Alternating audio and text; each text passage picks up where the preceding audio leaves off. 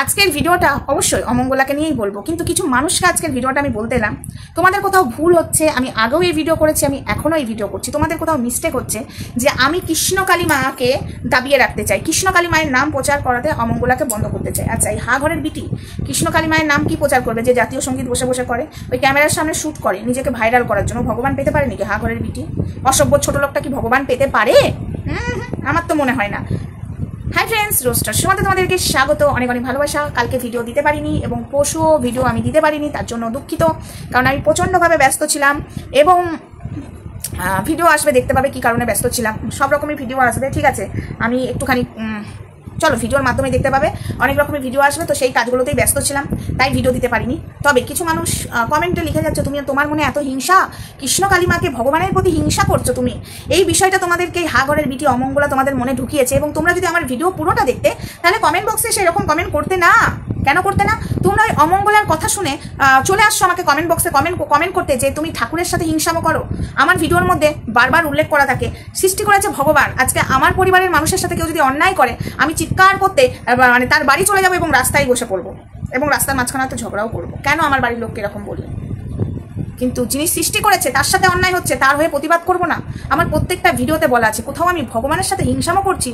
একদম না। তাই কানার মতো সে আমার কাছে কমেন্ট বক্স করবে না, আগে দেখবে আমার ভিডিওটা, ভালো করে কানে শুনবে, ঠিক আছে? আমার জ্বালা ওই ঘরের বিটিকে নিয়ে। হ্যাঁ, কেন জ্বালা?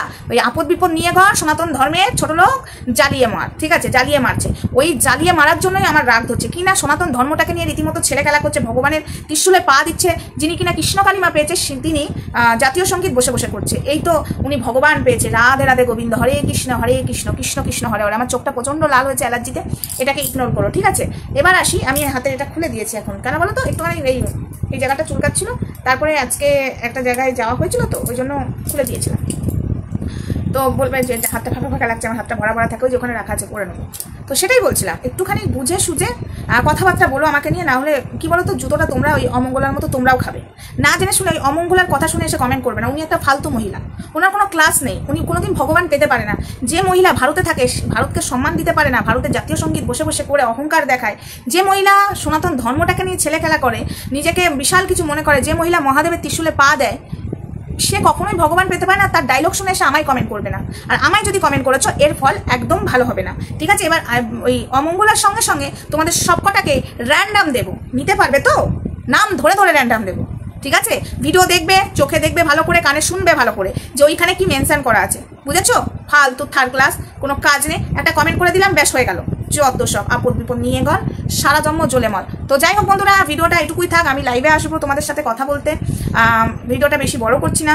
ঘরের বিটিকে নিয়ে, ওকে নিয়ে যা বলার আমার লাইভে বলবো। এবং আমাকে নিয়ে অনেক কথাই বলেছে, আমার কাছে কিছু কিছু প্রমাণ আছে, ঠিক আছে? ঘরের বিটি, সেই প্রমাণগুলো আমাকে দিতে বাধ্য করিস না। আর শোন না, তোর সাগরেদগুলো একটা ভয়েস এসেছে আমার কাছে, কারোর মাধ্যমে এসেছে। তুই কারোর সাথে কথা বলছিলিস, ওই যে পাতা উল্টে দেখো, একটা গল্প লেখা, কিছু জানা কাহিনী, কিছু অজানা কথা। হ্যাঁ, তাই তোর কাছে কিছু জানা কাহিনী, আমার কাছে অজানা কথার মতো। আমি জানিও না অজানা মানুষ আমার কাছে পাঠিয়ে দেবে তোর ভয়েসটা। শোন, তোর যেসব মানুষগুলো আছে না, তোর সামনে দেখায় ভালো, কিন্তু তারা তোর নামে আমার কাছে কত কথা বলে রেখেছে, বুঝেছিস? তারা তোকে ব্যবহার করে, আর তুই সেটাকে ভাবিস আমার পা চাটে। চল ফুট, চলো টাটা। ভিডিওটা ছোট্টর মধ্যে করলাম, বড়োর মধ্যে করলাম না। নেক্সট ভিডিওতে বা লাইভে দেখা হচ্ছে, তোমার সঙ্গে থেকো, ভালো থেকো, সুস্থ থেকো। আর আমার শর্ট ভিডিওগুলো এত ভালোবাসা দেওয়ার জন্য থ্যাংক ইউ সো মাচ। চলো টাটা।